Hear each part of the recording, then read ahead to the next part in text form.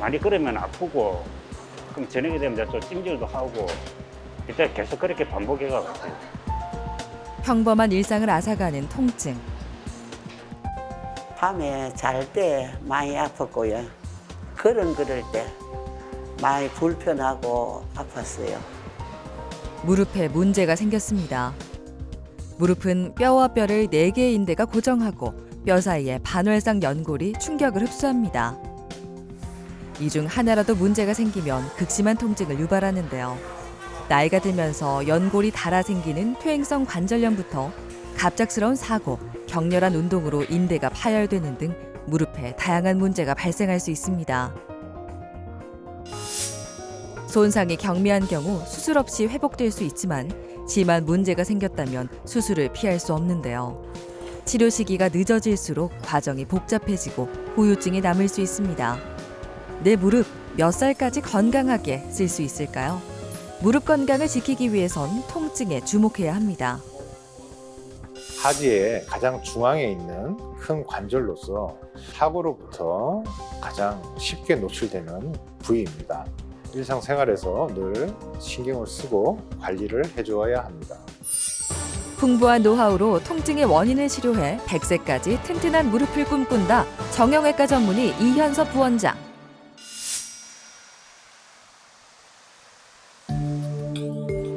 걸을 때마다 무릎이 아프다는 김경자 씨.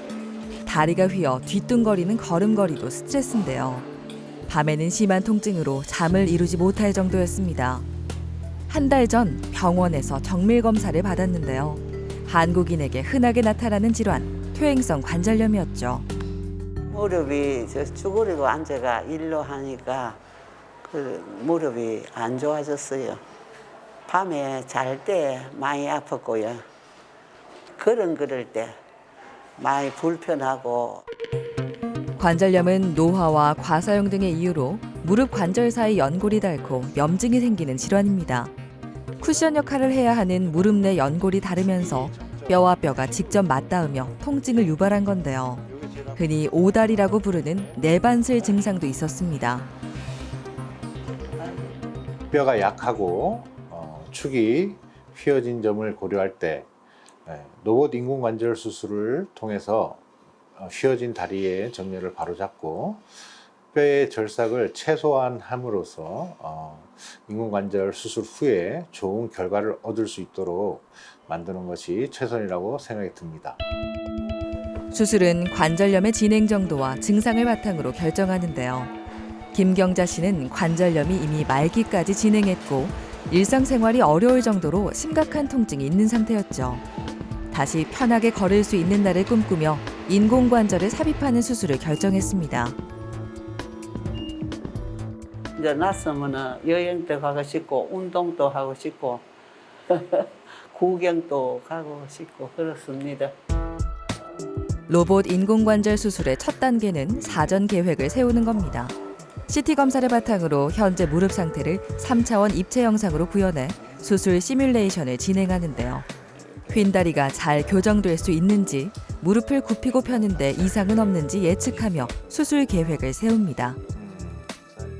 환자마다 무릎 상태가 다르고 크기도 다르며 정렬 상태도 다르기 때문에 미리 환자의 상태를 프로그램으로 1차 수술을 통해서 환자의 인공관절에 맞는 크기와 위치, 간격 등을 정해놓으면 수술 시 착오를 줄일 수 있고 수술 후에 최선의 결과를 얻을 수 있기 때문입니다. 다음은 실제 뼈 위치를 기계에 등록시키는 과정입니다. 로봇이 인식하는 지점과 환자의 병변을 정확히 일치시켜야 계획한 대로 절삭할 수 있기 때문이죠. 수술 부위 곳곳에 100여 개의 점을 찍고 각각의 점과 로봇이 인식한 지점을 일치시킵니다. 환자 무릎을 컴퓨터 안에 입력하는 과정을 마쳤습니다. 컴퓨터와 환자 무릎이 일체가 돼서 로봇이 미리 프로그램된 대로 절삭을 진행할 겁니다. 뼈를 절삭할 때는 미리 가이드라인을 설정해 두는데요. 계획된 수술 범위를 조금이라도 벗어나면 절삭기가 자동으로 멈춰 집도의가 안전하게 수술을 시행하도록 돕습니다. 이제 인공관절을 삽입할 차례입니다. 실시간으로 인공관절 위치에 따른 상하 좌우 간격을 확인하면서 정확한 위치에 구조물을 삽입합니다. 계획대로 좌우 관절의 간격이 일정하도록 인공관절이 삽입됐습니다. 수술 후 초기에는 염증이 생기지 않도록 상처 관리에 신경을 써야 합니다. 보행 시 낙상이나 미끄러지지 않도록 주의해야 하며 도수 치료나 재활 치료를 꾸준히 하여서 근력 운동도 꾸준히 하여야 합니다. 이후에는 정기적인 외래 진료를 통해서 이상이 생기지 않는지 관리를 받으셔야 합니다. 6년 전부터 양쪽 무릎이 아팠다는 조문식 씨. 관절염의 전형적인 증상으로 초기에는 많이 걷거나 계단을 오를 때 통증이 생기고 충분히 쉬어주면 호전됐는데요. 점점 통증의 강도가 심해지고 가만히 있을 때도 무릎이 아팠습니다.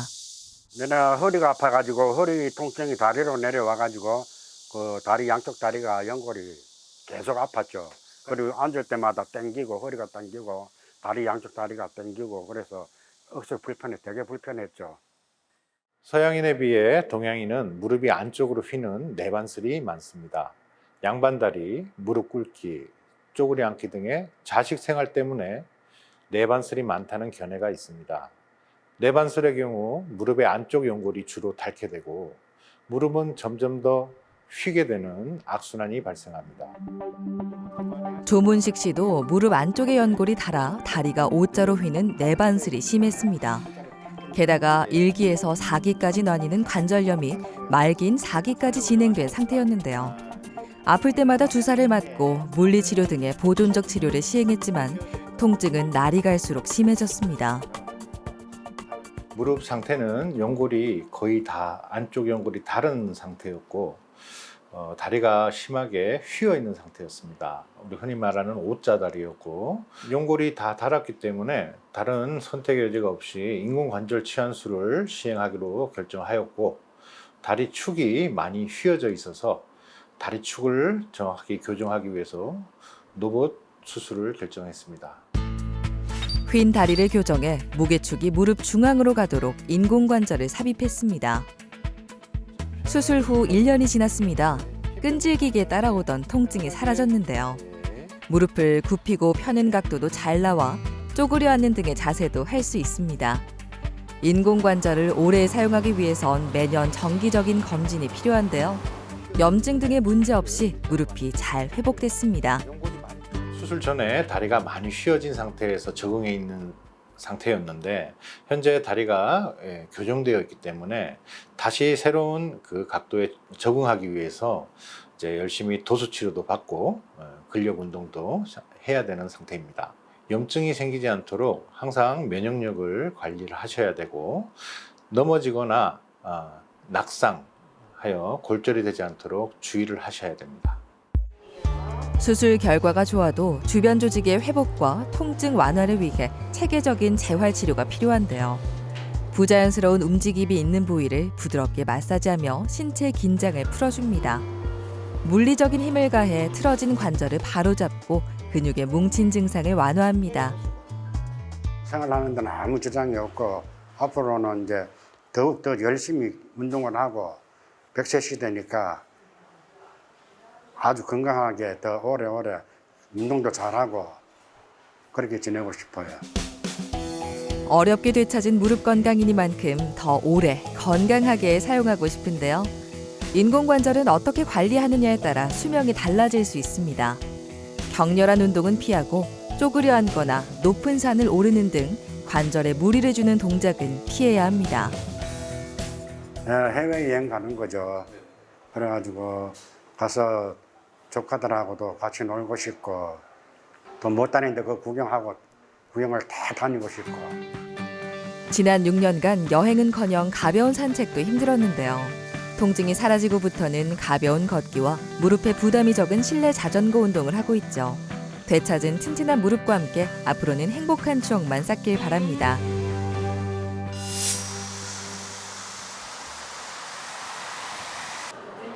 무릎 통증이 심하다고 모든 환자가 인공관절을 삽입해야 하는 건 아닙니다. 가능하다면 본인의 관절을 보존하는 게 좋은데요.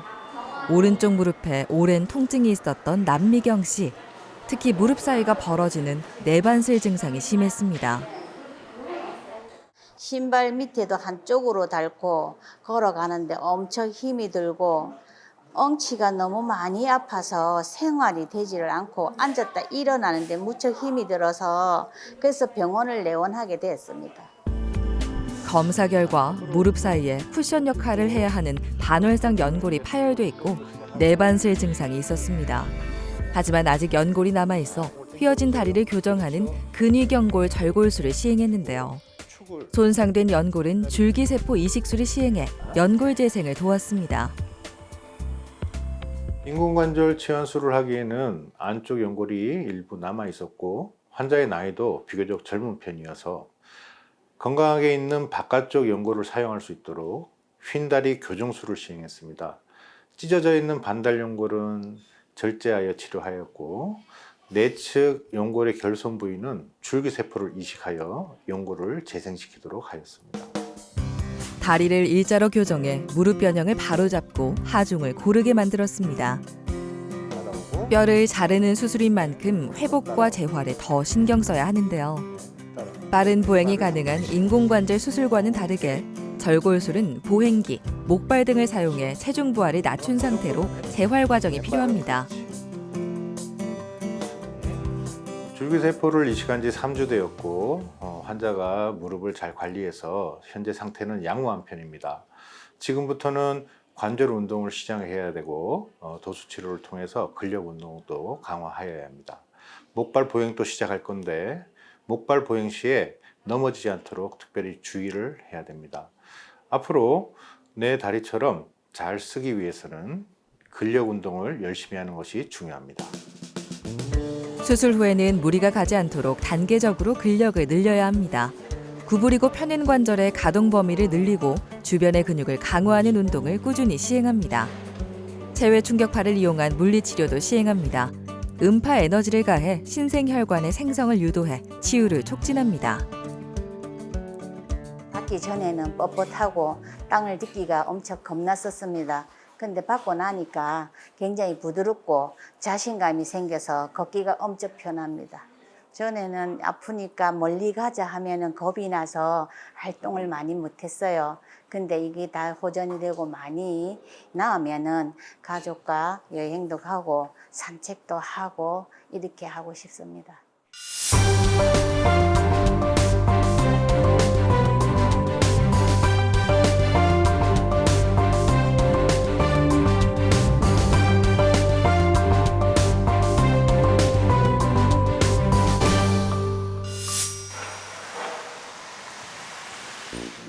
관절염 하면 먼저 노화가 떠오르지만 사고로 인해 발생하기도 하는데요. 김재숙 씨는 20년 전 건물에서 추락하는 사고를 당했습니다. 오른쪽 무릎과 발목에 골절상을 입었는데 최근 무릎 통증이 심했습니다. 건물에 이제 유리를 시공하기 위해서 장비 타고 올라가는 도중에 장비와 함께 같이 1층으로 추락하게 된 겁니다. 사람이 발목이 이래 걸어다니면 이래 움직여야 되는데 이렇게 따지면 고정되는 상태입니다. 그러다 보니까 걸어가는 다리가 이런 모양이 되는 게 아니고 살짝 옆으로 틀어져요. 좀 걷다 보면 무릎에 많이 걸으면 아프고 그럼 저녁에 되면 이제 좀 찜질도 하고 이때 계속 그렇게 반복해가지고 무릎 손상 당시 치료를 잘 받더라도 무릎 안에 분비된 염증으로 관절염이 쉽게 발생할 수 있는데요. 부상으로 다리가 잘 움직이지 않아 무릎에 무리가 가고 관절염을 가속화했습니다. MRI 검사상 외측 반월상 연골 파열이 있었습니다. 여기. 관절 내시경을 이용해서 그동안에 20년 전 외상으로 인한 관절염 정도가 어느 정도 진행됐는지를 살펴볼 것이고요. 반월상 연골 파열의 정도를 파악해서 파열 정도가 심하면 봉합 수술을 계획하고 있습니다. 각 전문의와 함께 컨퍼런스를 시행합니다. 환자의 현재 상태와 수술 계획을 설명하는데요. 혹시 놓칠 수도 있는 부분을 꼼꼼하게 확인할 수 있고 최신 치료 트렌드 등 여러 의견을 나누며 환자에게 가장 적합한 수술 계획을 세울 수 있습니다. 수술 전에 외상이 있었던 환자들은 그 외상 당시의 특수한 상황을 고려하여서 있을 수 있는 여러 정황을 의논하고 각 스텝들의 경험을 얻어서 잘 대처하기 위해서 의논을 했습니다. 관절 내시경을 이용해 근위경골 절골술을 시행합니다. 이 수술은 무릎과 가까운 종아리뼈를 자른 다음 필요한 만큼 뼈를 벌려 금속판과 나사로 고정하는데요. 다리를 일자로 교정하고 무릎 변형을 바로잡아 하중을 고르게 합니다. 반월상 연골 파열이 있었는데요. 연골이 찢어져 있어 무릎을 가동하는 데 문제가 생겼던 겁니다. 관절경으로 찢어진 연골을 봉합했습니다.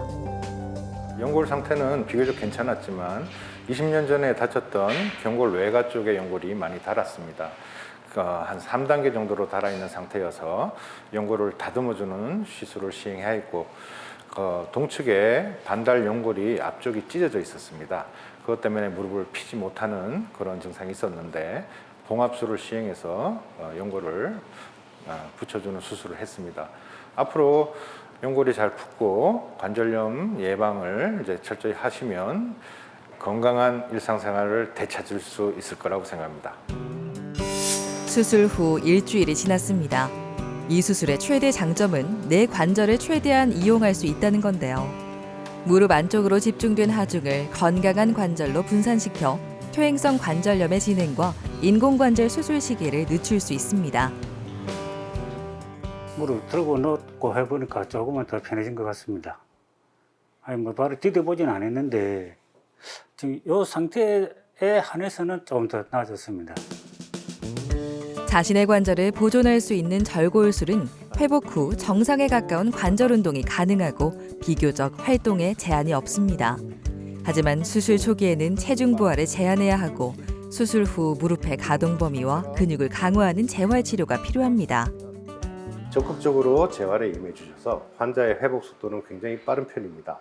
저렇게 열심히 재활에 임해 준다면 빠른 사회 복귀가 기대됩니다. 물리치료를 시행하면 빠른 회복을 도울 수 있는데요. 냉공기 치료를 통해 영하 78도의 극저온으로 염증 및 통증을 완화하고 부종을 경감시킵니다. 김재숙 씨는 재활치료가 끝나면 아내와 조금 더 많은 시간을 보내고 싶다는데요. 운동 방법도 물어보고 그래가지고 운동 열심히 하고 다 났으면은 집사람하고 등산도 한번 가고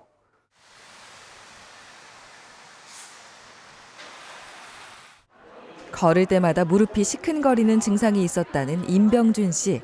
통증을 없애기 위해 주사와 침 치료를 받아봤지만 큰 효과를 보지 못했는데요. 정확한 현재 상태를 확인하기 위해 병원을 찾았습니다. 일단은 걸을 수가 없으니까 그게 가장 불편했고 같이 보조마차 걸어갈 때도 저는 같이 바란전을 맞춰가 걸어갈 수가 없기 때문에 처지잖아요. 그래서 그런 것들이 가장 불편하고 병원을 찾아 주사를 맞고 난 후에부터는 목과 없이 앉아 그냥 평소에 걸어 다니고. 아직 수술이 필요한 단계가 아니라면 진통소염제로 통증과 부기를 가라앉힐 수 있습니다. 무릎 관절 움직임을 부드럽게 하는 주사도 사용할 수 있는데요. 검사상 관절염이 많이 진행됐지만 최대한 보존적 치료를 시행하며 수술 시기를 늦추기로 했습니다. 안쪽 연골이 계속 닳고 있는 상태입니다. 병이 진행되면서 무릎은 안쪽으로 점점 더 휘어지고 있는 상태입니다. 엑스레이에서는 꽤 병이 관절염이 진행된 상태인데 환자가 느끼는 증상은 그리 심하지는 않습니다. 오늘 시행한 주사 치료는 특수한 물질이 일정한 형태를 유지하며 무릎 사이에서 관절의 마찰을 감소시키는데요. 통증을 완화하고 무릎의 기능을 개선시키는 등 초기 관절염 환자에게 도움이 됩니다. 운동하실 때 연골 주사가 관절 연골을 좀 보호해주는 역할을 하고 연골 일부를 재생시키는 역할을 할 겁니다. 주사 맞기 전보다는 훨씬 편하게 쓰실 수 있을 겁니다. 혈액을 하면 도는 게 가장 손이죠. 지금 일단은 이렇게 뛸 수는 없고 제자리 걸음 정도만 하고 있으니까 차도가 좋아져가지고 호전이 된다면은 한번 뛰어다니고 싶습니다. 운동을 하다가 무릎 통증을 호소하는 경우가 있습니다. 스포츠 무릎 손상의 가장 대표적인 것은 십자인대 파열인데요. 이종범 씨는 태권도 시범 연습을 하던 중 착지를 잘못하면서 무릎에서 파열음과 함께 심한 통증이 생겼습니다. 태권도 시범 준비하다가 이제 뒤로 돌아서 격파하는 동작을 함과 동시에 이제 바닥을 잘못 보고 떨어져서 다쳐서 병원에 오게 됐어요. 일단 외출을 못하는 게 힘들었던 것 같고 집이 2층이라서 계단을 오르고 내리는 게 좀 힘들었던 것 같아요. 그리고 또 태권도 운동을 또 못해가지고 그것도 마음이 좀 아팠던 것 같습니다. 무릎 관절 속에는 두 인대가 십자 형태로 엇갈려 있는데요. 허벅지 뼈와 정강이 뼈를 잡아줘 무릎 관절이 앞뒤로 많이 흔들리지 않게 안정시켜주는 역할을 합니다. 십자인대가 파열되면 뚝 하는 파열음과 함께 관절 안에 피가 고이고 붓고 통증이 발생합니다. 전방 십자인대 파열과 내측 측부인대 부분 파열, 내측 반월상 연골 파열이 관찰됐습니다. 보존적 치료를 하였지만 무릎의 불안정성이 여전히 관찰되어 수술을 시행했습니다. 수술은 전방 십자인대 재건술과 내측 반월상 연골 봉합술을 동시에 시행하였습니다. 손상된 전방 십자인대를 다듬고 인공인대를 이식했습니다. 수술 후에는 약 6주간 보조기를 사용해 단계적으로 무릎의 굴곡 각도를 조금씩 늘렸는데요. 전방 십자인대는 수술 후에도 재파열이 발생할 수 있습니다. 회복 기간은 충분히 잡고 재건한 인대를 보호하는 근력 강화 운동을 시행해야 합니다. 꾸준한 재활 치료로 관절 기능이 회복될 수 있도록 지속적으로 관리해야 하죠. 도수 치료 및 근력 운동을 하고 있는 상태인데 현재는 일상생활이 모두 가능한 상태입니다. 근력 운동을 꾸준히 해주면 곧 스포츠 활동도 가능해지리라고 보고 있습니다. 과거 운동선수들에게 많이 나타났던 십자인대 파열. 스포츠 활동을 즐기는 사람이 늘어나면서 더 각별한 주의가 필요한데요. 특히 코로나19로 외출을 삼가면서 운동 부족으로 굳어진 관절을 생각하지 못하고 무리한 운동을 하다가 십자인대 파열로 이어질 수 있습니다. 치료 전에는 이제 움직임이라든지 뭐 무릎 구부리고 펴는 게 힘들었는데 받고 난 뒤에는 이제 움직이는 것도 편해지고 이제 또 무릎 구부리고 펴는데도 지장이 많이 없는 것 같습니다. 이원석 부원장님 말씀하셨던 대로 이제 재활 치료랑 또 근력 운동을 더 열심히 해서 예전처럼 다시 덤블링 같은 것도 하고 싶고 태권도 운동도 다시 하고 싶고요. 또 이제 못 놀러 다녔던 친구들하고 여행도 좀 가고 싶습니다. 이유 없는 무릎 통증은 없습니다. 충분히 쉬어도 통증이 지속된다면 전문 병원을 방문해 조기 발견과 적절한 치료로 건강할 때 무릎 청춘을 지키길 바랍니다. 퇴행성 질환은 단계적으로 악화됩니다. 단계에 맞는 치료나 수술은 병의 진행을 막거나 늦춰줍니다. 치료를 미루게 되면 퇴행성 질환은 점점 더 악화되게 되고 결국 인공관절 수술을 해야 되는데 인공관절 수술마저도 미루게 된다면 관절과 인대는 심한 변형이 되어 추후에 인공관절 수술을 하더라도 좋은 결과를 얻기 힘듭니다.